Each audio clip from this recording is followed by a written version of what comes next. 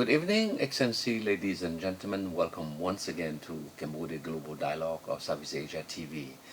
Today I have a long-time friends dating back for the last probably about 2 decades.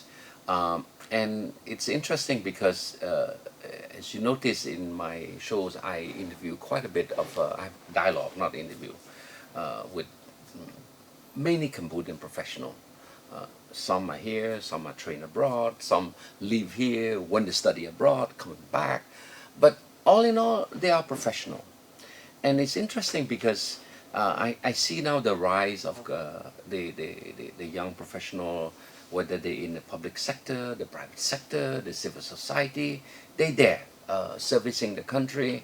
But there are also those who aspire to be, professional, And it's interesting because when the country start to move up, and of course the Prime Minister have his vision 2030 to Cambodia to become a middle income country, but you cannot do that without a strong core of professional. So today I have my good friend.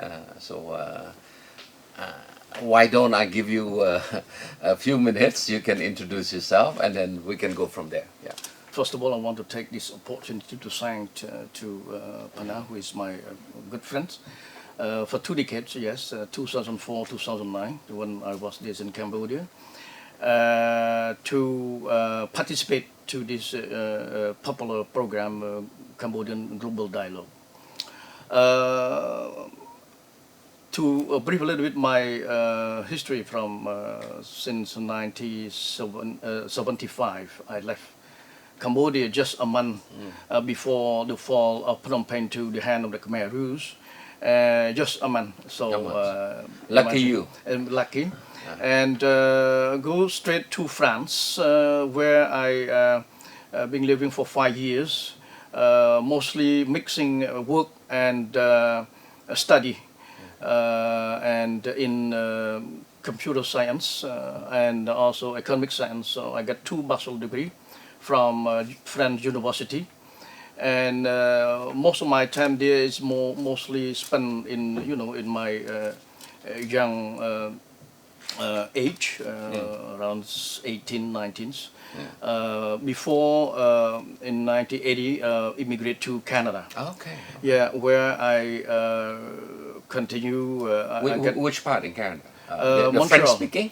Yeah, French on speaking. Quebec province, yes, Quebec, and where I got married and build up my family there. Yeah. So I lived in Montreal since 1981. Okay.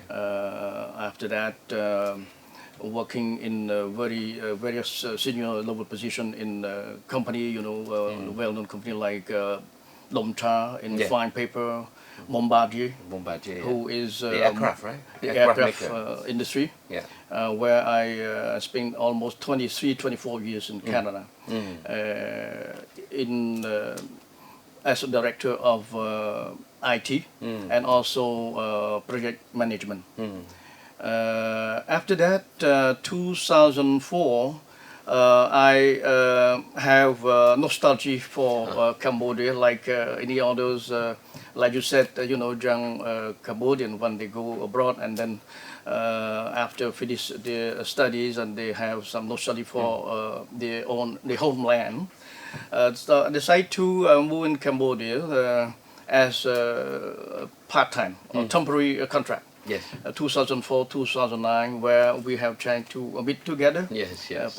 And to participate in the building up, set up manufacturing plants, pharmaceutical in Cham Chau, and also participate in the development of agribusiness, as you are aware about that, from 2004 to 2009.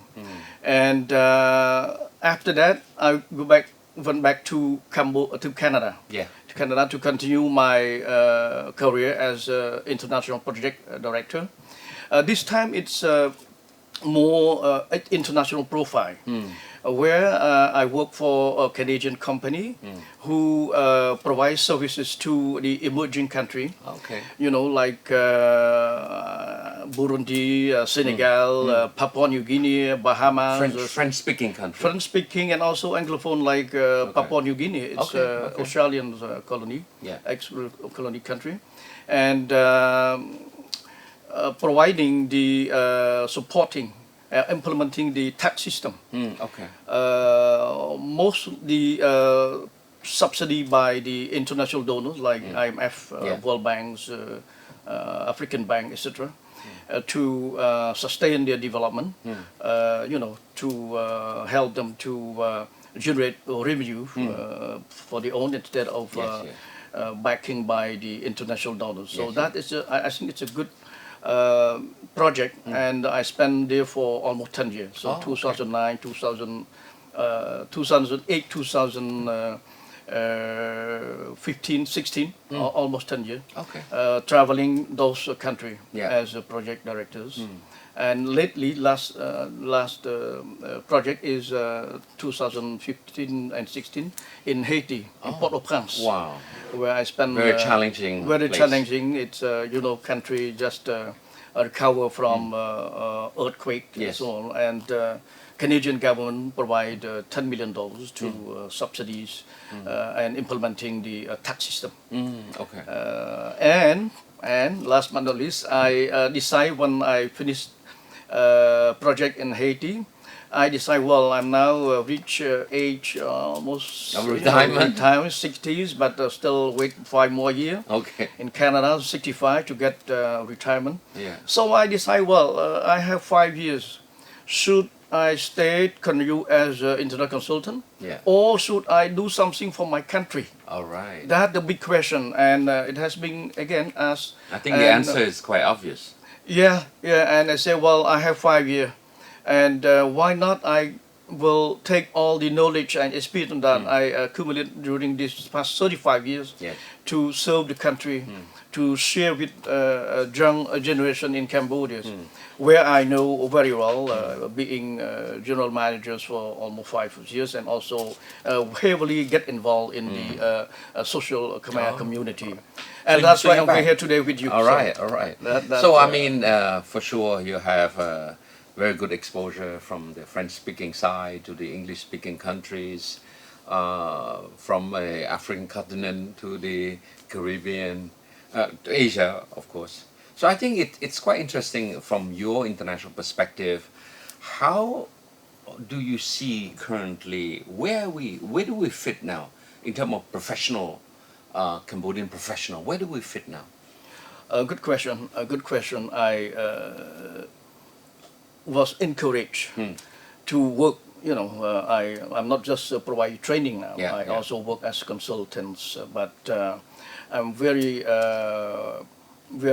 open and want to help to leverage the young generation that very urge to learn something new. You know, they learn from school, local school here, Sultan University here, but they don't have enough experience, exposure experience. Sometimes it's only based on theory, but no practice. You know, so this is very difficult when you jump up to the hierarchy in the company. So this is why more critical thinking. That's why. That's where I was useful for them. So being international consultant and also being responsible for senior position in Canada, in US and so on. So this will provide me more exposure. And for sure, in Cambodia, don't forget that I've spent almost 10 years in Cambodia. So I have 3 culture, Khmer culture, Canadian culture, and French culture. And French culture. So I think that this will be mixed together. It's a good bridge. It's a good mix. It's a good mix. We will take the best one. Take the best one. I think Cambodia is a good country that after the war we start from scratch pretty much, and we have so many countries who's coming to help us with their own culture, with their own way of thinking, with their own modus operandi, with their own political agenda. Let's be real about that. But at the end, you know, Cambodia been able to sort of like pick and choose a bit what suits us best, right? So back to your professional, I say, capacity building, right? What do you see the need now to move up to help build the capacity of our young professional so that they can feel comfortable, secure, at ease with their counterpart? Let's just start with ASEAN for now, right? Because we remember ASEAN, the meeting in ASEAN is in English. There's no translator. It's a free flow. So what sort of approach do you think you can help them? Yes, thanks for your question. You know that Cambodia now with all the rest of Asian country will together one market. So and you are one of the promoters. And you know I'm a true believer. And I think that sooner or later we will together have some sort of standard or compliance. Yes. No choice. Yeah. No choice. The market is there. The legislation is there. The rule is there. So the young Khmer generation should also learn and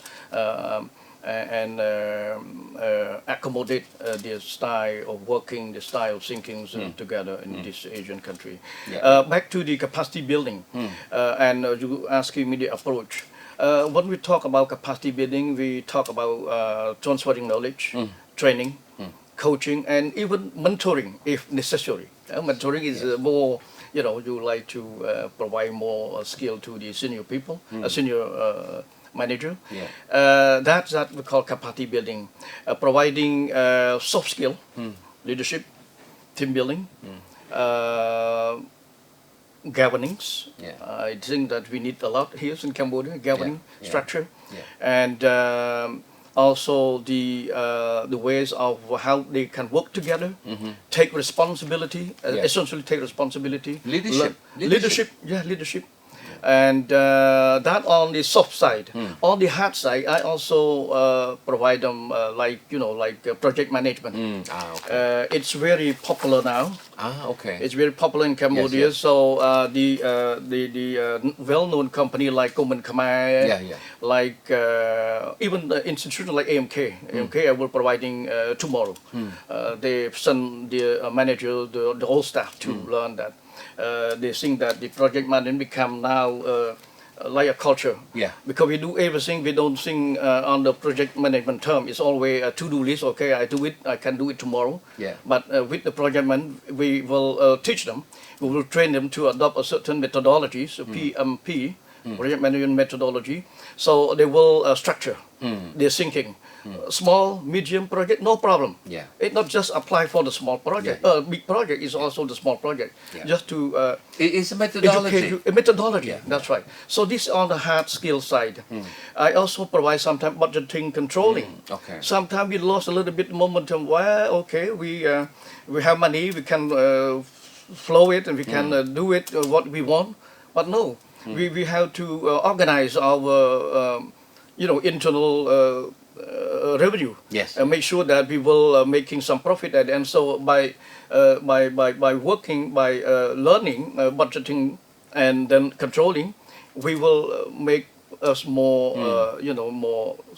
more conscious about. So you can range from very macro issue down to a very micro issue in a corporate managerial capacity.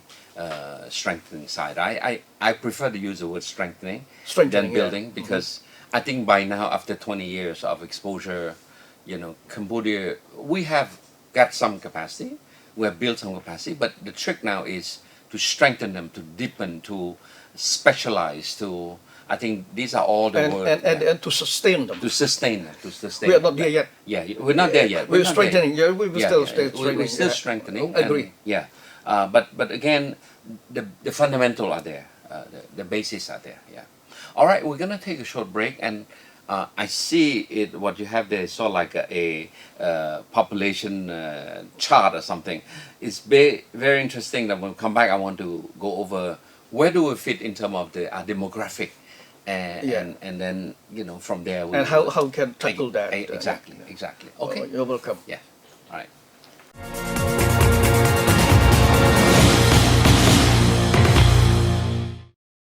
Okay, Bong. I see you have this chart there. Look like Cambodia. Yeah, well, we talk about the population Yes, pyramid. yes. Okay, of okay. age. Explain a bit.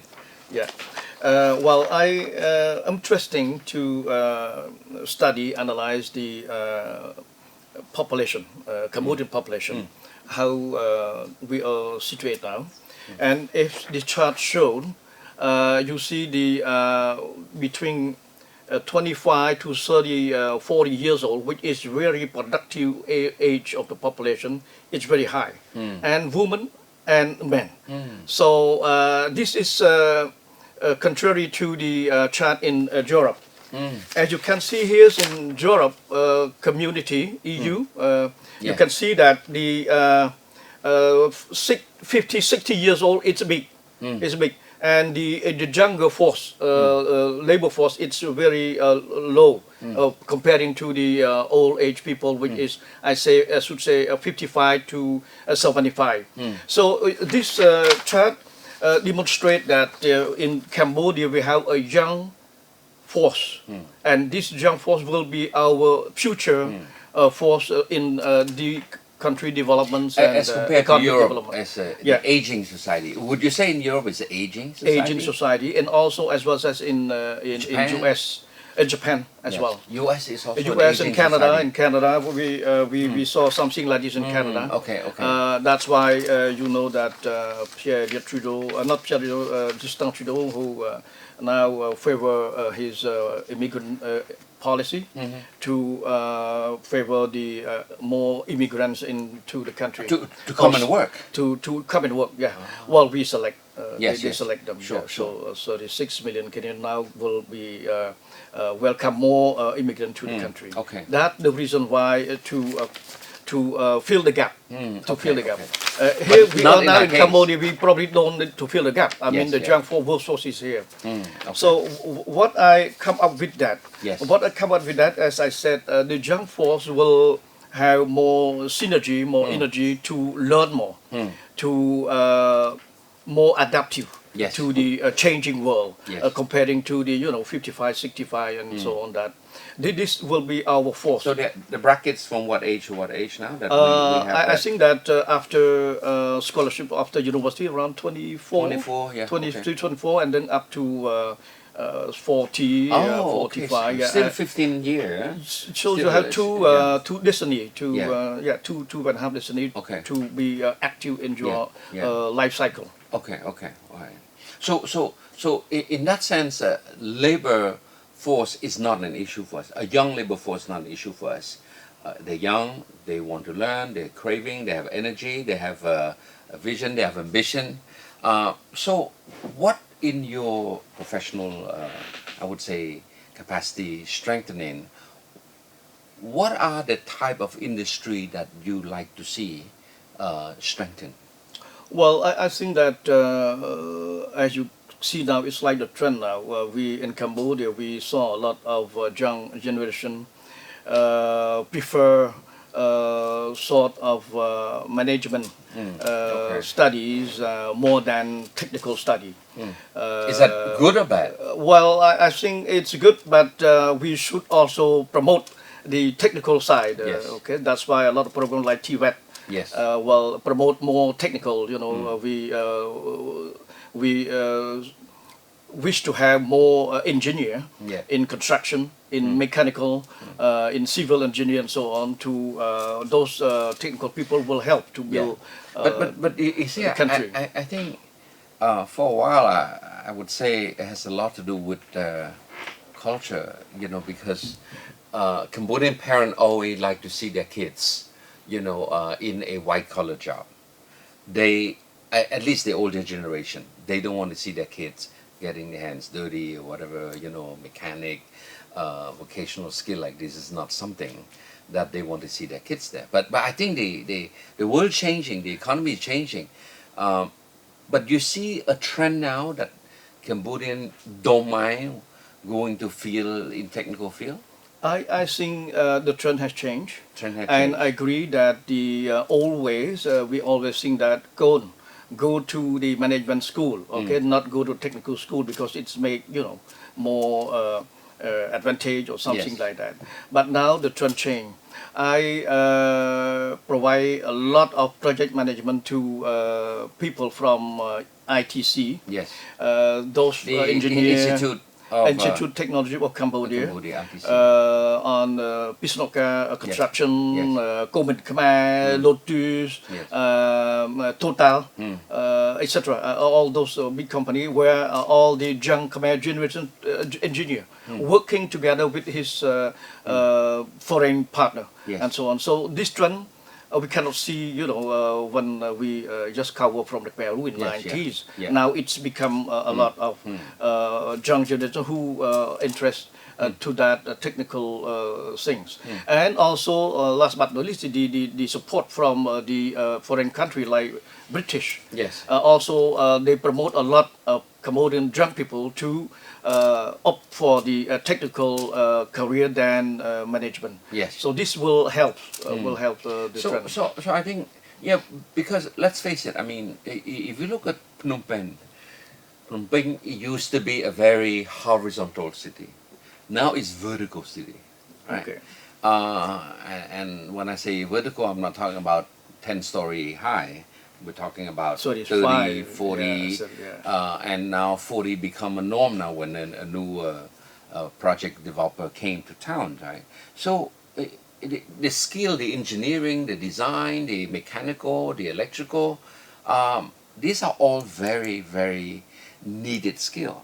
Absolutely. And Yeah. do you think that Cambodia now start to have adequate, or do we need more of this? I can say technical profession? it could be wrong, but my observation being also taking part of a construction project. Yes.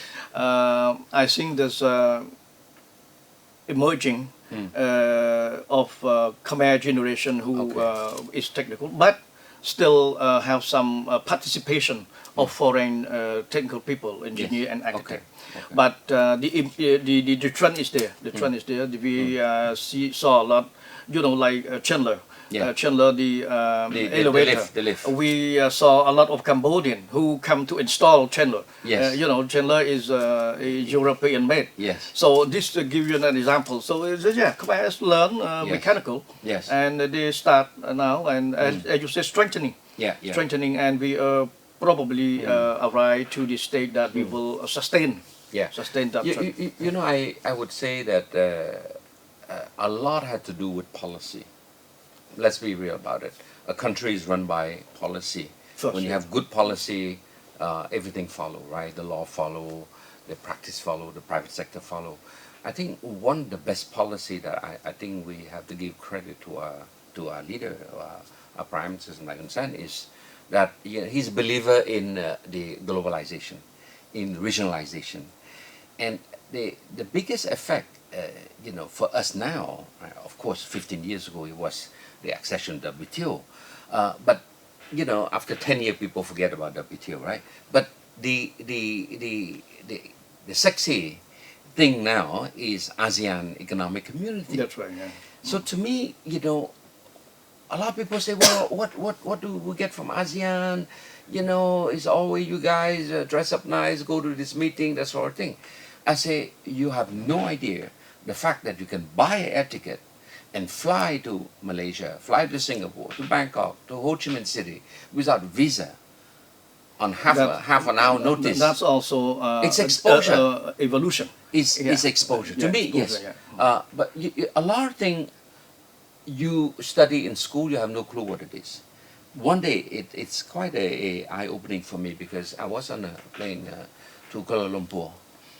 There was a young Cambodian, more like dressed like tourists, but a big camera. Nowadays, we have iPhone, right? I mean, nobody carry a big camera. He have a Nikon, a big one. So I say, well, you look like a tourist. You know what he say?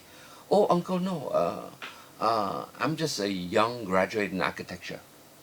Oh, okay. So where are you going? Well, I'm going to KL for the weekend. I say, for what?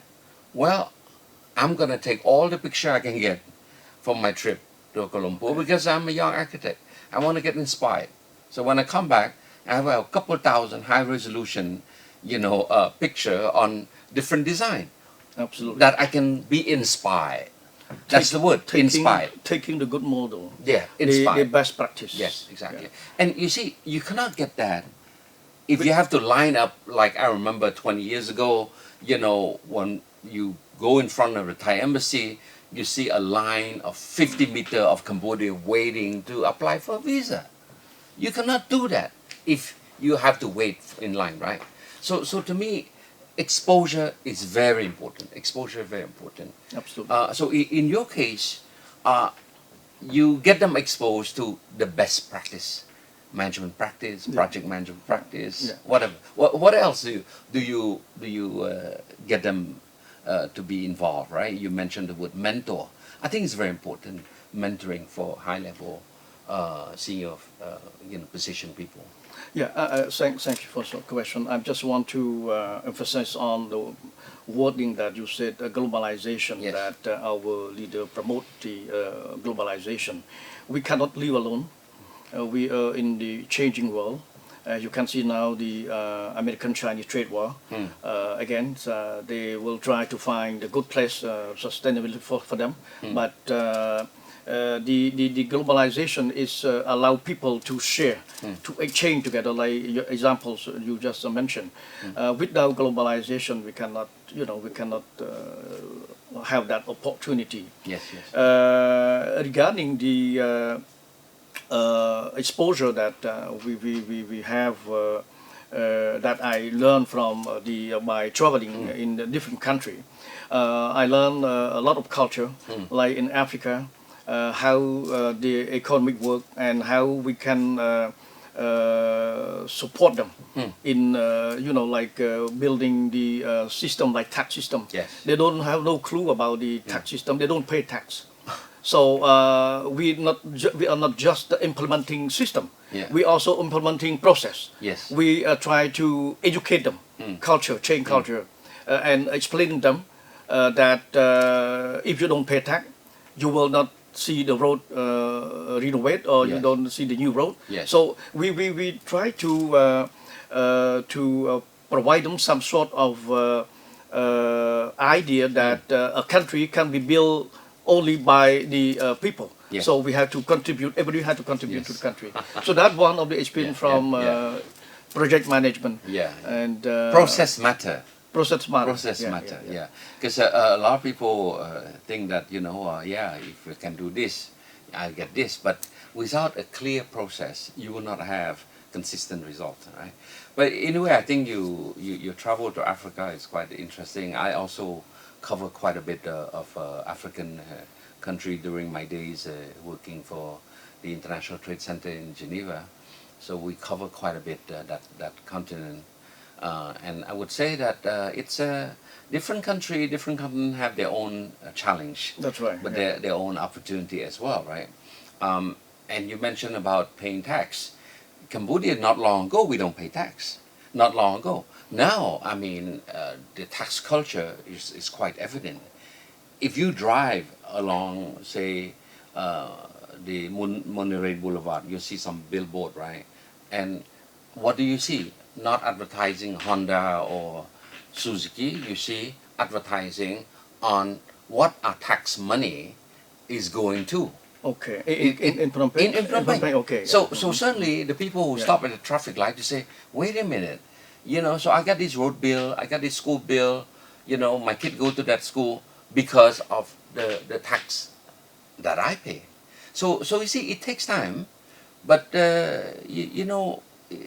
before people realize that it's something, not only is a public duty, you have to pay tax, but for me, when I talk to a lot of Cambodian business people, I say, and you can relate to this, I say paying tax is an investment. Because one day you would want to sell your share, and the company that would want to buy your share would want to see what is your tax. And How much you pay? They want to see if you still have something in the provision. Yes, If exactly. the provision is zero, that will be the good taxpayer. Exactly. So I always tell the Excellency Kung Wibol, the Director General of Taxation, I say, look, I always promote people to pay tax because not only is it a public duty, but it is an investment.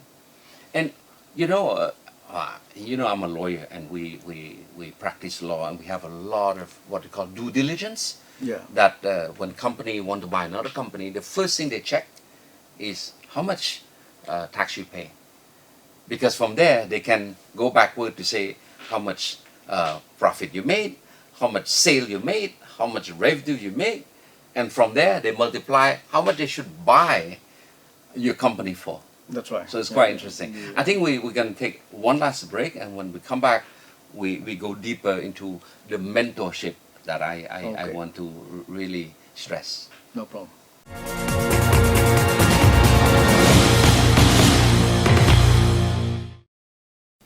Pangon, I think this last part I want to focus quite a bit on the high-level management people. Because you see now, if you look at the banks, we have a lot of banks. When you look microfinance, when you look at companies, we look at the many Ognya, successful business, but retiring. The Ognya that I knew when I came back to Cambodia in 93, they are all in their 70s or late 60s. Successful business, but what happened is that it's a generational change. That's right. For the last 20, 15 years, they send their kids to study in Australia, Singapore, US, France. The kids are coming back, well educated, taking over the family business, but still just an educated kid with a lot of asset to manage, with big family business to run, but not enough professional managerial experience. In this sort of scenario, how would you go about it? Yes, thanks for the question. I think it's reflect also our society here. As you know that in Cambodia, most of the company, it's mostly what I call a family company. Yes. A family company, it's a little bit different from a corporate company, which has shareholder. Yes. Okay, who several people put the money on, invest, and try to share together the vision, strategy, and development of the company. The family company is sometimes one or two people who decide the destiny of the company. First. Second, you talk about, all those Ognya will be leaving soon. I mean, they should they do something, retire. Yeah, retire. So, should they have a good succession planning? I'm not sure that they have built some good succession planning because always raised to one people. So success planning is a part of the mentoring that I'm talking about at the first conversation. That is a part also of the capacity building.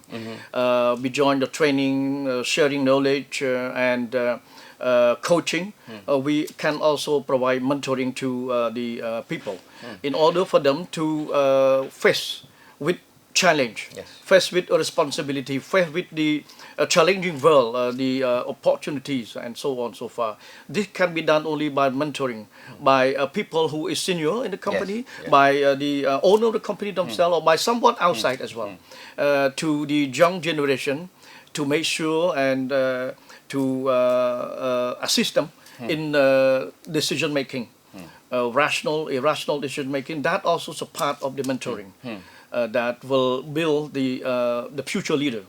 Sometimes we use the word in like building talent. Yes. Okay, that's the word very popular of building talent. In Khmer we call that tumpeng snong rusay. Tumpeng snong in a way, in the good way, but not tumpeng snong on a bad way. So if we build something successful, we want to continue that heritage to our next future generation. It's only by providing and developing new talents. I see Cambodia, as we speak today, for the last couple of years, I see the beginning of a transitional change. And I'll tell you one anecdote, personal anecdote. As a lawyer, I have many Cambodian Ogyan friends. And there happen to be three of them I know every one of them. And when we meet, we always meet in the restaurant to have coffee, right? And one day, one of them called me to say they want to see me, but not in a coffee shop. They want to see me in the law firm. But I said, whoa, wait a minute. If you mean in law firm, I mean it's a legal issue, right? And I hope it's not with the other two guys Okay. because I can't, because we all know each other.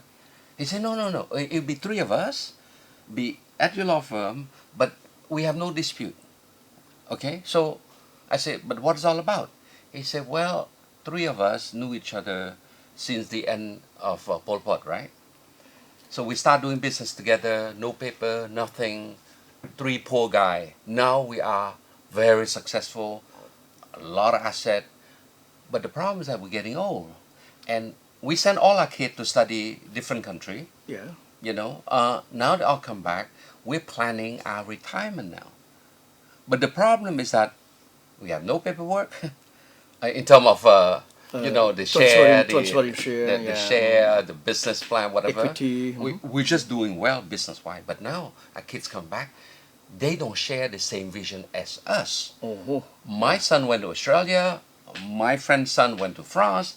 The other went to Singapore. They don't know each other. They're coming back. They're not going to work in the same place. So, can you mentor our kids? Wow, that's the word. So it's quite interesting because it's not that they want to sort of like have a dispute or something, but it's just circumstance will force them to start realizing that the new generation are not like them. And what they're afraid most of, they're afraid that their 20 years of hard work will just disappear. Absolutely. Because of lack of corporate good governance, lack of transparency, that sort of thing, or lack of vision. Exactly. For the kids. A very good question. I think that many people ask. I can say it's like a question of generation. Yes. The conflict generation. In the 90s, 80s, the system is not the same. Economic, social, it's not the same. And now we're facing with the emerging young generation. Even my kid, 30 years old. Even me, I'm not old enough. But sometimes we have not the same vision. It's still 30 years different. Exactly. So we should open. Yes. The senior people should open to the young generation, please. Because yes, I know that you don't have much confidence. I know that you don't trust because the heritage that you build up a lot 20 years will sometime disappear if but spend your time with them, assist them, give them the good advice. They have background, they come from Australia, they come from Canada, they come from US, they come from France. They have the academic background. Yes. What they don't have is strategy thinking, critical thinking, and the way the business skill. Okay, experience. Yeah. So give them a chance. Okay, but and be open. Already be open. I think that not just in Cambodia, it's also in Quebec, in Canada. I call that as a generation crisis between the 60s and the 30s. Yes. So be open, be flexible. Don't forget that the world changed.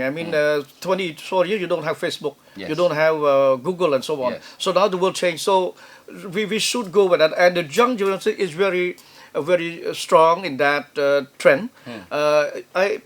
Even in marketing. The way that the senior people think about marketing, how to attract a consumer, it's not the same way right now. Yes. Because the consumer behavior change. So just example of marketing, you can imagine how you can mentor your kid. Yes. So mentoring your kid on strategy, on the way of doing business, but on accept also the new ways of thinking, new wave of young generation. It's interesting because when I was in Geneva, we were part of the UN. We did some reform, and International Trade Center is a trade agency, and so you have career, UN diplomat who's been there all their life, right? Graduate from get a PhD and they started working as P1, and keep going up. Now they're about 60, they're about to retire, you know, as director. But then, you know, they ask a question, say, but why do we have to reform? Things work. And at that time, we have a management, change management. We call change management That's right. consulting. Yeah. Mm-hmm. So they come, do not have experience in trade. And so we engage them, right? So they went to talk to all, you know, different department, division, everything. And the reaction by the old, you know, staff there, they say, why are you hiring this company? They don't know anything about trade, right? We know all about trade. You know, the response from us, the management, to say, that's the problem. You know everything that we don't need to know now, because you start when we use fax machine, That's right. when we use telex to communicate. You know, you have to send a letter. Your time, your thinking is obsolete. Now we need some people who can help us navigate in this new social media, in this new world of IT, in this new world of Communication. Facebook. Exactly. Yeah. For you, it's too late. Yeah. So it's quite interesting, you know, it's quite interesting. Absolutely. Yeah. I think we got a good point here. So the change management. That's the word, the change management. They are here, they are specialists. They try to bring the situation, actual situation to the desired situation. Yes. By providing some sort of training and so on. Yes. Making sure and let people know that you have an advantage to change or stay in status quo. Yes, yes. Okay, if you want, you don't have development, you will stay status quo, no Yes, problem. yes. But if you want to have development, progress, you should change. The that, only thing that is constant is change. Yeah, absolutely. Yeah. But anyway, Owen, I think we're running out of time, and I have a few minutes left, and maybe I ask you if you have any special message for the audience. Thanks. I have a couple topic to say, but now the time is limited. Okay. The last message I say, I'm still, you know, I'm very like the capacity building. Yeah. That's why one of the main reason I'm here in Cambodia to transfer all the knowledge and practice and experience to the young generation, and I encourage young generation to learn. Do not stop learning because everything is changed. You are the future of Cambodia, so please continue your way. Thank you. Yeah. Don't stop learning. Don't stop learning. Well, I think I'm not gonna summarize, but I want to share my own, you know, experience a bit, my own life, and how I see this learning. You know, every morning when I wake up, when I go, I shouldn't say this, it's on TV. When I go to the bathroom, I have a stack of book, small book, Yeah. easy to read, big. A lot of picture, a few words, different subject, political science, psychology, history, and by the time I finish my coffee in the morning, I would have read each book. I only read one page. Okay. I read, say, on political science, one page, then I take another book on something else, on business model, on psychology, on, you know, whatever, right? So you figure out, right, over the year, how many pages you read. Now, as I'm getting older, I went to Bangkok last trip, and I found a book, amazing book, because I'm a Buddhist.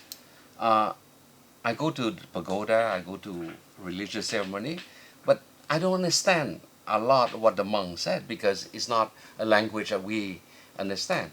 So I bought this book. It was 1,500 page in English, written by a Thai Buddhist monk who received in 2005 the prize of UNESCO as a landmark. It's about Thor Praput, right? Bodhidharma, right?